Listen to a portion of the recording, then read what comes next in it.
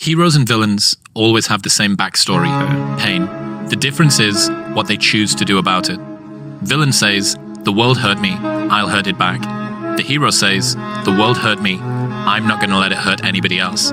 Heroes use pain. Villains are used by it. You see this guy here staring back at you? Yeah. That's your toughest opponent.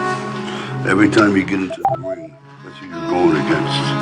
I believe that in boxing, and I do believe that in life. If you want to know something about yourself, sit on your bed one night and say to yourself, what's one thing I'm doing wrong that I know I'm doing wrong, that I could fix, that I would fix? It's like, you meditate on that, you'll get an answer. And it won't be one you want, but it'll be the necessary one. Is that when it feels scary to jump, Ian, that is exactly when you jump. Otherwise, you end up staying in the same place your whole life. And that I can't do. See, the thing about life, we're gonna die, right? Eventually we're gonna die. But our legacy can live on. The impact can be non-perishable, forever. But it's gotta be built right. And we gotta take advantage of the time we have right now. If you want it bad enough, you find a way. If you don't want it bad enough, you find an excuse. Your mind has to be stronger than your feelings. Your mind has to be stronger than your feelings. Think about every poor decision you've made in your life. Gosh. There was more emotion that was involved in it than there was mind. Every single one of them. Think about it. Really was. Your feelings keep you in bed. Your mind tells you, get up.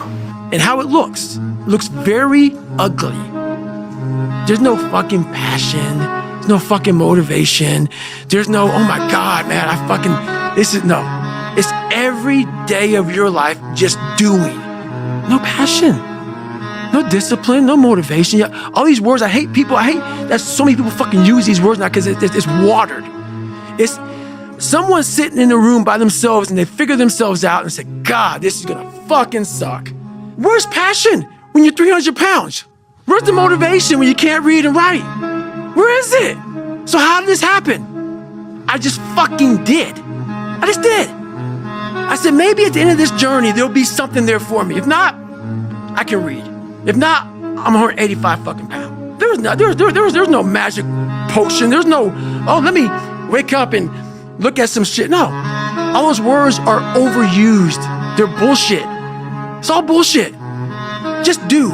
I don't care what you're going to do, but go out there and make something of yourself for God's sake. Be an honest person and work and get to the top of whatever it is that you want to get to the top of. Stand up for yourself like a respectable human being and be a bit of a light on the world instead of a blight. Because if I just think, well, tomorrow I'm just going to coast and eat Twinkies and watch TV. Oh, hello, sadness, my old friend. Hello, depression. Because when you're not doing anything, you feel like shit. And that's just a part of being a human being. And we can pretend that we're something other than what we really are. And we can pretend it's cool, just chilling, doing nothing. Bullshit. You're a fucking human. You're a human being.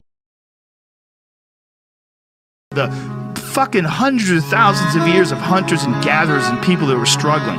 Those human reward systems are carved deeply into your DNA. And if you don't respect that, if you don't respect the mechanism of happiness and fulfillment and what you really need to do in order to feel satisfied in life, camaraderie, love, family, friendship, struggle, testing yourself, learning, those things are imperative. They're all a giant part of being a person. Trial and error. You grow up and you make game-winning shots and it's awesome. You come back the next day and miss a game-winning shot and it's misery. And then the next day comes and you're back playing again and you understand that life has this cyclical nature where it's, what you do on Monday, it's fantastic, but then Tuesday is a bad day. But guess what? There's Wednesday. So are we just supposed to live our lives like this the whole time? Versus just staying like this and understanding that it's really just a journey of evolution every day. It's just constant improvement, constant curiosity, constantly getting better. The results don't really matter. It's the figuring out that matters. Whenever I get to a low point where I think, why do I even bother?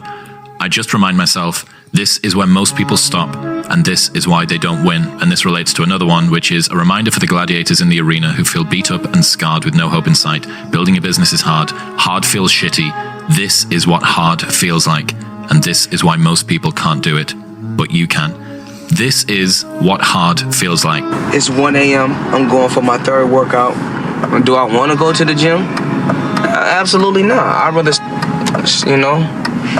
lay in my house and sit in the movie theater and watch movies.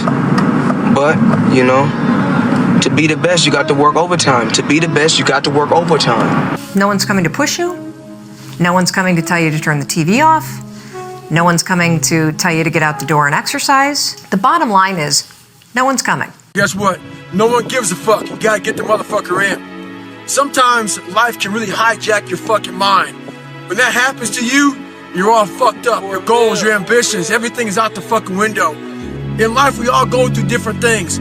Sometimes your girlfriend or boyfriend breaks up with you. Guess what? Get the fuck over it. They no longer want you. Maybe you failed a test in school. You worked your ass off. Guess what? You failed the fucking test. Get over it. Move past it. Learn to not let life hijack your brain. At work, you've been working your ass off for that new promotion. You don't fucking get it. Someone else does. Maybe they kiss better ass than you do. Guess what? Get over it. Life will hijack your mind if you let it. Don't allow all these things to make you a lesser person. You must own your mind. Don't let life own yours. Get after it, stay hard. You're not afraid of failing. You're afraid of what other people will think of you if you fail. But if you're afraid of that, imagine what they think of you when you aren't even trying. Oh yeah, they aren't. So I think to myself, man, I'm afraid of doing this. And I'm like, no, I'm not. I'm afraid of what this person's going to think about me. Because if I were to be able to fail in quiet, in complete isolation, then I wouldn't care. And then I think, well, what if I don't succeed in